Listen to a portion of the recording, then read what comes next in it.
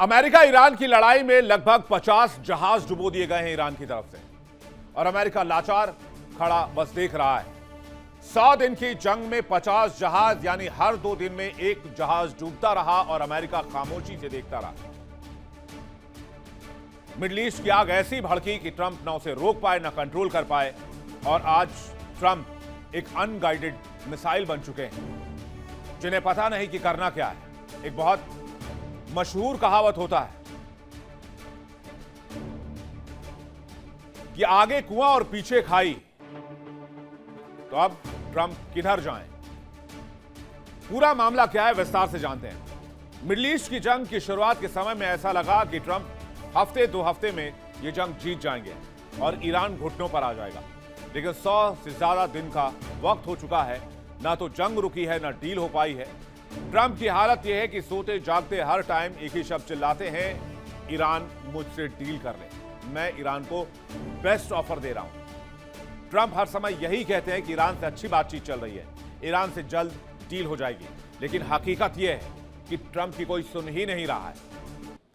ना तो ट्रंप की मुश्तबा खामनेई सुन रहे हैं, ना शी जिनपिंग सुन रहे हैं, ना पुतिन सुन रहे हैं, ना भारत सुन रहा है, ना यूरोपियन यूनियन सुन रहा है, न यूरोप का कोई देश सुन रहा है, न ब्रिटेन सुन रहा है, न फ्रांस सुन रहा है, कोई नहीं सुन रहा। इसलिए ईरान से डील आसान नहीं है। याद कीजिए 8 अप्रैल सीजफायर वाला दिन, 8 मई बीत गया, 8 जून भी गया, लेकिन आज तक डील नहीं हो पाई। उधर जंग की शुरुआत करने वाले ट्रंप जंग को कंट्रोल ही नहीं कर पाए। जंग किस दिशा में जा रही है यह भी ट्रंप तय नहीं कर पा रहे हैं। चलिए आपको बताते हैं कि जिस चीज के बारे में ट्रंप हर दिन सपना देख रहे हैं, हकीकत में और वास्तविकता में आखिर जमीन पर क्या हो रहा है। 60 दिन में ट्रंप 37 बार कह चुके हैं कि ईरान के साथ डील के करीब हैं, लेकिन डोनाल्ड ट्रंप को ही नहीं पता वो कितने करीब हैं। मार्च से जून तक कई बार ही कहा जाता रहा कि समझौता कभी भी हो सकता है। कई बार तो ट्रंप ने कहा कि बस कुछ दिन और, फिर डील डन का दावा। ईरान अमेरिका की शर्तें मान चुका है, लेकिन 2 महीने बीतने के बाद भी कोई अंतिम समझौता नहीं हुआ है और न ही ईरान ने कभी यह कहा कि मैंने अमेरिका की शर्तें मानी हैं। 8 अप्रैल को सीजफायर हुआ, फिर भी डील की मंजिल दूर नजर आ रही है। हर नए बयान में ट्रंप कहते हैं डील हो चुकी है, लेकिन नतीजा सिफर होता है। ट्रंप के लगातार दावों की विश्वसनीयता पर सवाल उठने लगे हैं। सवाल यह कि अगर डील इतनी करीब थी तो 60 दिन के बाद भी ईरान के साथ समझौता क्यों नहीं हो पाया। और याद कीजिए मार्को रूबियो जब भारत दौरे पर थे तो मार्को रूबियो ने कहा था कि ईरान के साथ डील क्लोज हो चुकी है और चंद घंटे में अमेरिकी राष्ट्रपति इसका ऐलान करेंगे। यानी अमेरिका में किसी लीडर को पता ही नहीं कि आखिर हो क्या रहा है। ट्रंप के कंट्रोल में ना तो इजराइल है ना नेतन्याहू है। ट्रंप के कंट्रोल में अमेरिका भी नहीं है, ईरान भी नहीं है, ना तो अमेरिकी सीनेटर है। ट्रंप के कंट्रोल में न जिनपिंग है न पुतिन है। दूसरे कार्यकाल में ट्रंप एक टायरेंट की तरह है, तानाशाह की तरह, और चुटकी बजाते हुए उन्हें लगा कि वो पूरी दुनिया के सुपर बॉस बन जाएंगे, अमेरिका जो चाहेगा वही होगा। लेकिन ईरान ने डोनाल्ड ट्रंप के इस घमंड की ऐसी हेकड़ी निकाली कि सारी बादशाहत खत्म हो गई और अब ट्रंप के बूते की बात ही नहीं रह गई। ट्रंप कहते हैं बेंजामिन नेतन्याहू को कि लेबनान पर हमले बंद करो। Benjamin Netanyahu 4 extra missile Lebanon पर दागते हैं। ट्रंप ईरान को कहते हैं कि इजराइल पर हमला मत करना। इजराइल ड्रोन और मिसाइल हमले का शिकार होता है, ईरान 4 एक्स्ट्रा मिसाइल मारता है। चलिए आपको ग्राफिक्स के जरिए बताते हैं कि ट्रंप के कंट्रोल में अब क्या क्या नहीं रहा है। मिडिल ईस्ट की लड़ाई ट्रंप के कंट्रोल से बाहर जा चुकी है। स्ट्रेट ऑफ होर्मुज के कब्जे की लड़ाई ट्रंप के कंट्रोल से बाहर चुकी है। ईरान के फैसले की लड़ाई ट्रंप के कंट्रोल से बाहर हो चुकी है। नेतन्याहू की रणनीति और नीति ट्रंप के कंट्रोल से बाहर हो चुकी है। लेबनान में सीजफायर ट्रंप के कंट्रोल से बाहर हो चुकी है। अमेरिकी नागरिक ट्रंप के कंट्रोल से बाहर हो चुके हैं। युद्ध की दिशा और अवधि ट्रंप के कंट्रोल में नहीं है। ईरान के साथ परमाणु वॉर या परमाणु deal, enriched uranium deal Trump के कंट्रोल में नहीं है। अमेरिकी सीनेटर्स ट्रंप के कंट्रोल में नहीं है। दुनिया में दादागिरी की बैंड ईरान बजा चुका है। वैश्विक तेल बाजार उनके कंट्रोल में नहीं है। रूस के पुतिन और चीन के शी जिनपिंग उनके साथ डील नहीं करना चाहते। यानी डील मास्टर डिजास्टर मास्टर बन चुका है।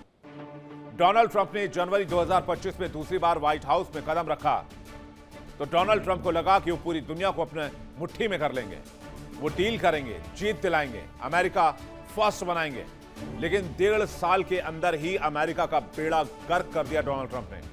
मिडिल ईस्ट की लड़ाई में फंसा दिया, कांग्रेस में बगावत हो गया, रिपब्लिकन्स में भी बगावत हो गया, देश के अंदर बूइंग हो रहा है उनके खिलाफ, पोल नंबर्स जो आ रहे हैं वो लगातार गिरते जा रहे हैं। ये महज फरवरी के बाद से शुरू हुआ और 4 महीने में अमेरिका बिखरने के कगार पर है।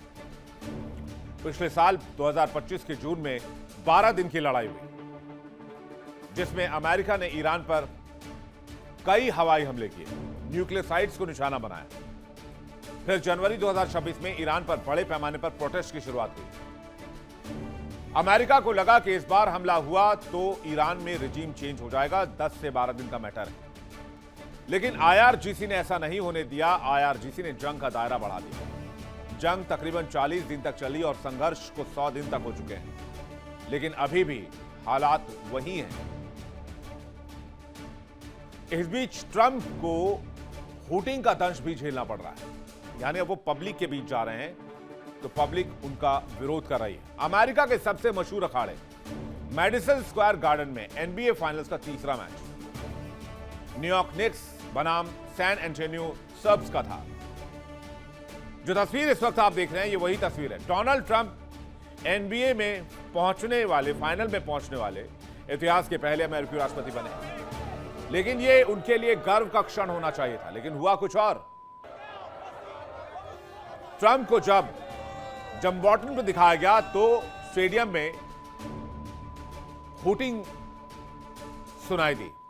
राष्ट्रगान के दौरान ट्रंप को स्क्रीन पर दिखाया गया तो भीड़ ने जोरदार हूटिंग कर दी। जरा फुल उसकी तस्वीर आपको दिखाते हैं किस तरह से डोनाल्ड ट्रंप का अमेरिका के अंदर विरोध हो रहा है। और ये शोर शराबा, ये हूटिंग अमेरिकन अपने ही राष्ट्रपति के खिलाफ कर रहे हैं।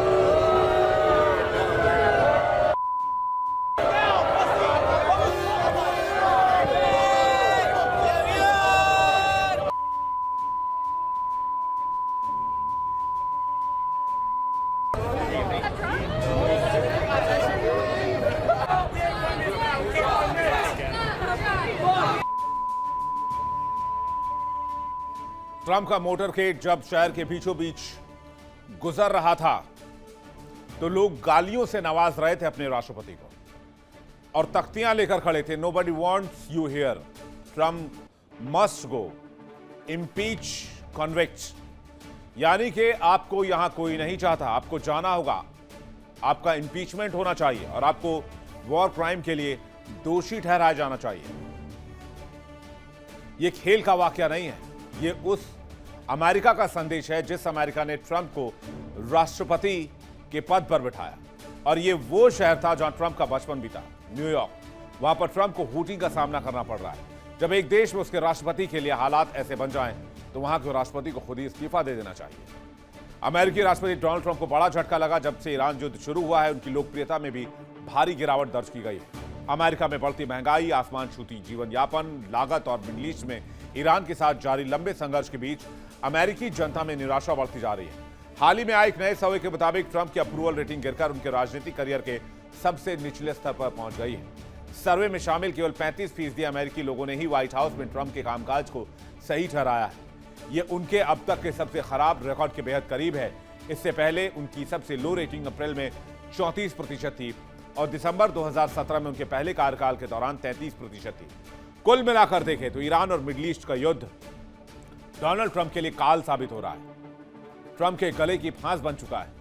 इससे न तो पीछे हट पा रहे हैं और न ही इस वॉर को ओवर कर पा रहे हैं। रेटिंग्स जो आई है वो क्या आई है उस पर जल्दी से देख लेते हैं किस तरह से ट्रंप का ग्राफ गिरा है। यह है ट्रंप का ग्राफ जो औंधे मुंह धड़ाम हो गया जमीन पर। ट्रंप की अप्रूवल रेटिंग दूसरे कार्यकाल में सबसे निचले स्तर पर आ गई है। सिर्फ 35% अमेरिकी उनके कामकाज से संतुष्ट दिखे हैं। 10 में से 4 से भी कम अमेरिकी ट्रंप का समर्थन कर रहे हैं। आंकड़ों के मुताबिक ट्रंप की नेट अप्रूवल रेटिंग -18.7 में ट्रंप के पहले कार्यकाल के इसी दौर से यह सबसे खराब स्थिति है। अर्थव्यवस्था के मुद्दे पर भी ट्रंप का विरोध हो रहा है। इकोनॉमी पर उनकी नेट अप्रूवल -30 से नीचे चली गई है। शपथ ग्रहण के समय 47% अप्रूवल के साथ शुरुआत हुई थी। मई 2026 तक ये गिरकर 38%, और ये ट्रंप और रिपब्लिकन पार्टी के लिए सबसे बड़ा चिंता का विषय बन रहा है, क्योंकि भाई साहब को मिड टर्म इलेक्शंस में भी तो जाना है। मिड टर्म इलेक्शंस में भी तो मुंह दिखाना है, वोट लेने हैं। कैसे जीतेंगे जब ये हालत है? विदेशी मोर्चों पर दुश्मन बेकाबू है, घर के लोग नाराज हैं। हाउस फॉरेन अफेयर्स कमेटी की सुनवाई में secretary of state Marco Rubio से ट्रंप की फिटनेस फॉर ऑफिस तक सवाल पूछ लिए गए और सुनवाई बार बार तीखी होती चली गई। सीनेट में पीट हेग्सेथ से कई तीखे सवाल पूछे गए। ट्रंप की वॉर नीति का हर तरफ विरोध हो रहा है। उधर टैरिफ के मार ने अमेरिकी जनता की कमर तोड़ दी है। महंगाई पर ट्रंप की नेट अप्रूवल -30 से नीचे चली गई है। यह उनके दूसरे कार्यकाल का सबसे बुरा आंकड़ा है। ईरान जंग को लेकर अमेरिकी जनता और सीनेटर भी विरोध कर रहे हैं। रिपब्लिकन कांग्रेस में भी असंतोष है। मागा की जो एकजुटता 2025 में थी, 2026 के मिड टर्म इलेक्शंस की आहट के साथ ये टूटती बिखरती नजर आ रही है। हर सांसद अपनी सीट बचाने की जद्दोजहद में लगा है और इसलिए वो ट्रंप से दूर हो जाना चाहता है। हाल ही में अमेरिकी सीनेट में एक बिल पास हुआ जिसमें कहा गया कि अब ट्रंप अपनी मनमानी नहीं कर पाएंगे और जंग में कोई भी एक्शन लेंगे तो अमेरिकी सीनेट की मंजूरी जरूरी होगी, और यह बिल अमेरिकी संसद में ध्वनि मत से पारित कर दिया गया। ट्रंप कुछ नहीं उखाड़ पाए। उधर नेतन्याहू वो भी ट्रंप के फाइनल वार्निंग को बार बार नजरअंदाज कर रहे हैं। ट्रंप कहते हैं हमने नेतन्याहू को समझा दिया, अब वो हमला नहीं करेंगे। ईरान से अमेरिका की बातचीत चल रही है। उधर नेतन्याहू जैसे ही डोनाल्ड ट्रंप से फोन पर बात करते हैं वो कहते हैं यस योर हाइनेस, और जैसे ही फोन रखते हैं आईडीएफ को आदेश देते हैं इस बार 8 की जगह 12 मिसाइल लेबनान पर दागना। फिर अमेरिका के व्हाइट हाउस से फोन आता है, अभी हमने आपको मना किया था, आपने फिर से हमला कर दिया। फिर वो कहते हैं कि हमला तो आदेश तो हमने आपके फोन आने से पहले ही दे दिया था, तो हम क्या करें। इसलिए ईरान लेबनान के बारे में कह रहा है कि आपने हमला किया है, सीजफायर नहीं मानेंगे। ट्रंप नाराज होकर इजराइल को फोन करते हैं, कहते हैं आपने लेबनान पर हमला किया, ईरान के साथ डील नहीं हो पाएगी। ट्रंप ने क्या कुछ कहा है वो बयान आपको सुनवाते हैं। We had a very good conversation, and he was hit, and he hit back, and I can't blame him for that. But he was hit, he hit back, and now they've called it quits. So they're gonna just leave each other alone for another week or something. We had a very good conversation, and he was hit, and he hit back, and I can't blame him for that. But he was hit, he hit back. And now they've called it quits, so they're gonna just leave each other alone for another week or something. यानी Trump कह रहे हैं कि उन्होंने Netanyahu को मना कर दिया, लेकिन नेतन्याहू डोनाल्ड ट्रंप की कोई बात नहीं मान रहे हैं। हर दिन लेबनान पर हमले हो रहे हैं। दूसरी ओर सोचिए कि जिस देश में उसके राष्ट्रपति के खिलाफ वोटिंग हो रही हो, जंग में कोई कंट्रोल ना हो, दूसरे देश के नेता सबसे खास अलाई बात नहीं मान रहे हो। पुतिन, जिनपिंग और किम को रोकने का जो सपना देख रहे थे, वो तीनों नेता अमेरिका के साथ अलाइन नहीं है। ट्रंप ने दावा किया था कि मैं सत्ता में आया तो 24 घंटे में यूक्रेन युद्ध समाप्त करा दूंगा और अमेरिका आज की तारीख के बाद किसी भी जंग में नहीं उलझेगा। यह वादा था ट्रंप का, लेकिन ना तो रूस यूक्रेन युद्ध बंद हुआ, और जहां तक नए युद्ध में नहीं उलझने की बात थी तो पिछले 100 दिन से कहानी मैं आपको रोज सुना रहा हूं। इधर पुतिन ने ट्रंप की शर्त नहीं मानी। अमेरिका और रशिया के बीच परमाणु करार टूट गया और जंग तो अपनी जगह है ही। शी जिनपिंग के साथ ट्रेड वॉर में उलझे हुए हैं, लेकिन चीन ने अपनी जमीन नहीं छोड़ी है। टैरिफ का सबसे ज्यादा नुकसान खुद अमेरिकी उपभोक्ताओं को हुआ है। अप्रूवल रेटिंग में साफ नजर आ रहा है। जिस चीन को टैरिफ से दबाने की कोशिश की, ट्रंप ने कुछ ही दिन पहले किया था इस टैरिफ का ऐलान, लेकिन उसी देश के साथ जिसके साथ वो टैरिफ लड़ रहे थे उस देश में जाते हैं और डील के लिए गड़गड़ाते हैं। किम जोंग को रोकने का सपना देखने वाले ट्रंप उसी किम जोंग से डील की बात करते हैं। किम ने 2 दिन पहले अपना परमाणु हथियार का जखीरा दिखाया और कहा कि नॉर्थ कोरिया किसी के सामने घुटने नहीं टेकेगा। अगर ढंग से रहे तो बातचीत होगी और नहीं तो फिर हम अपने हिसाब से निपटेंगे। कुल मिलाकर कहें तो ट्रंप को इस जंग ने मटिया मेट कर दिया है। ट्रंप एकमात्र अमेरिकी राष्ट्रपति हैं जिन पर अपने कार्यकाल में 2 बार महाभियोग चला गया है। साफ नजर आ रहा है ट्रंप की कुंडली में बर्बादी लिखी है। वो जिस चीज को हाथ लगा दे उसकी बर्बादी तय है। फिर चाहे वो अपनी फैमिली बिजनेस, फिर चाहे वो अमेरिका का सुपर पावर का तमगा, फिर चाहे वो अमेरिका ही क्यों ना हो। देखिए इंडिया डेली 24/7 अब आपके स्मार्ट टीवी पर। इंडिया डेली मौजूद है सभी डिजिटल प्लेटफॉर्म पर लाइव और लगातार। इंडिया डेली 24/7 हर दिन राष्ट्र को समर्पित।